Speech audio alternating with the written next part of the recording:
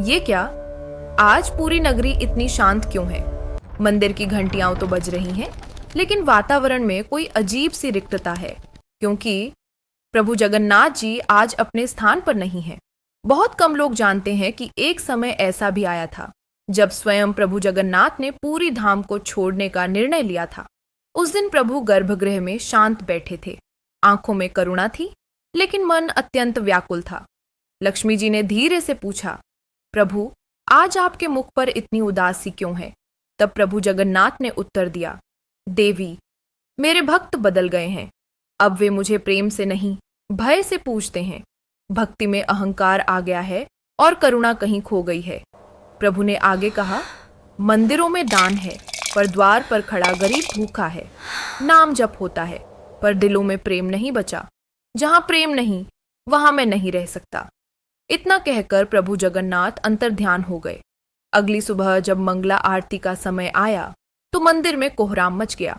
गर्भगृह खाली था। पुजारी, राजा और भक्त सब स्तब्ध रह गए। पूरी नगरी रो पड़ी। दिन बीतते गए, प्रभु नहीं लौटे, और तभी प्रकृति भी मानो रूठ गई। कभी मूसलाधार वर्षा हुई, नदियां उफन पड़ी, तो कभी भयंकर सूखा पड़ा। फसलें नष्ट हो गईं, भूख और भय फैलने लगा।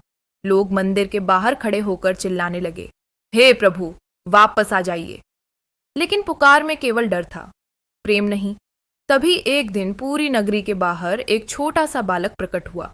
न सिर पर मुकुट, न शरीर पर आभूषण, पर उसकी आंखों में अद्भुत शांति और गहराई थी।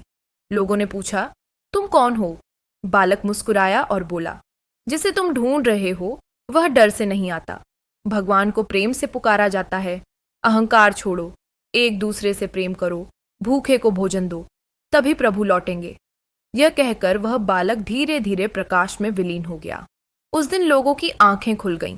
धनवानों ने गरीबों को भोजन कराया, लोगों ने अहंकार त्यागा और दिलों में सच्ची भक्ति जाग उठी। और फिर एक पवित्र रात जगन्नाथ मंदिर के गर्भगृह में दिव्य प्रकाश फैल गया। प्रभु जगन्नाथ पुनः अपने स्थान पर विराजमान थे। सुबह मंदिर के द्वार खुले तो जयकार गूंज उठा, जय जगन्नाथ। लक्ष्मी जी ने मुस्कुराकर कहा, प्रभु, अब सब ठीक है?